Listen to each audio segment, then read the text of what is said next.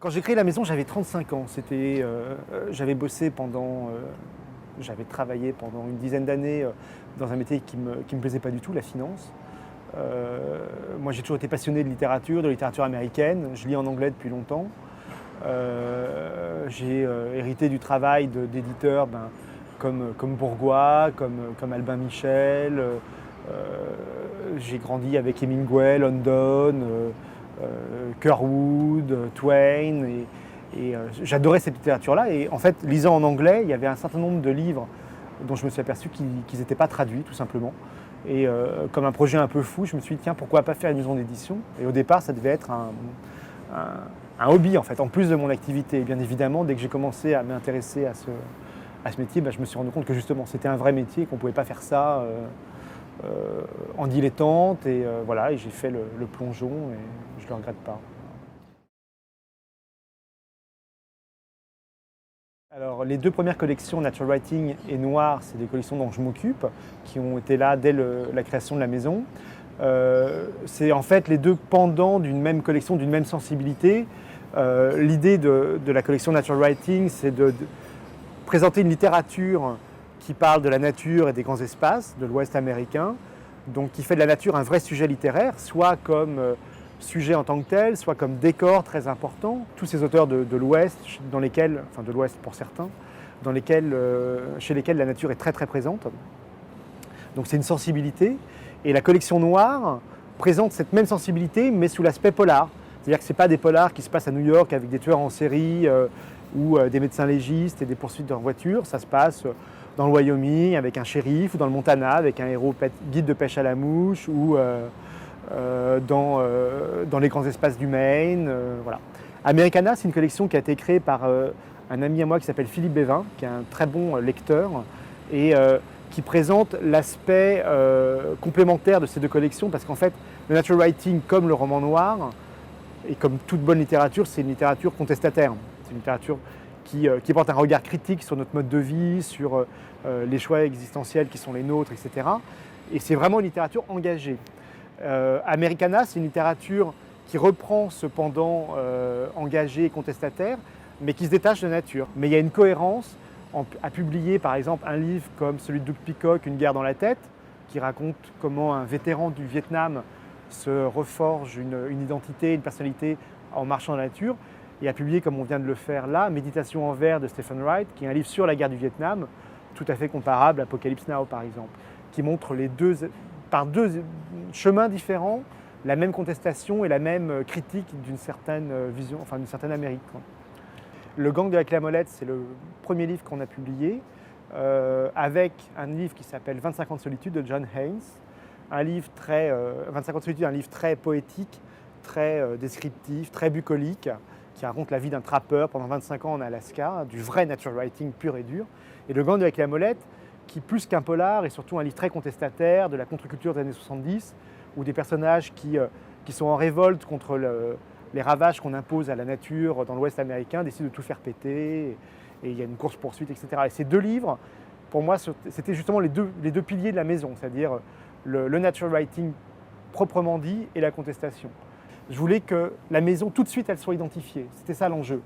C'est qu'on se dise, ah voilà, si on aime ce genre de littérature-là, tout le reste sera comme ça. C'est la promesse que je faisais aux lecteurs, en fait. Mon discours d'éditeur, il n'est pas du tout important.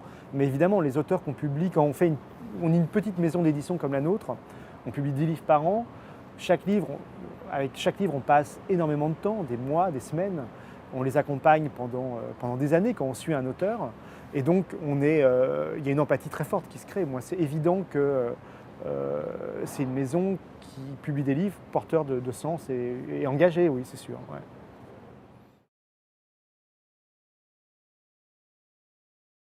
Il y en a juste une, en fait, Kathleen Dinmour, parce que je les connais moins, alors qu'il y en a beaucoup aux États-Unis. Il y a beaucoup d'auteurs de nature qui sont des auteurs féminins. Je crois que les gens ne sont pas forcément prêts à écouter des voix féminines parler de la nature. Il y a quelques exceptions, Louise Erdrich, Annie Proulx, Annie Dillard, mais c'est à peu près tout. Barbara Kingsolver, les gens ont encore un peu cette image de l'Ouest américain avec le cow-boy à moustache, le Jim Harrison qui boit, qui est énorme, des personnages un peu plus grands que la vie. Et quand on voit une femme, beaucoup, je crois, hein, c'est une vision peut-être un peu machiste, mais ne sont pas prêts à entendre des voix féminines sur ces sujets-là.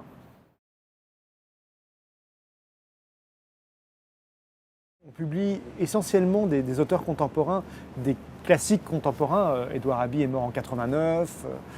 On est plutôt de la seconde moitié du XXe siècle à nos jours. Et pour les dénicher, c'est assez, j'ose à peine le dire, c'est assez simple. On fait la même chose que ce que vous faites vous en tant que lecteur.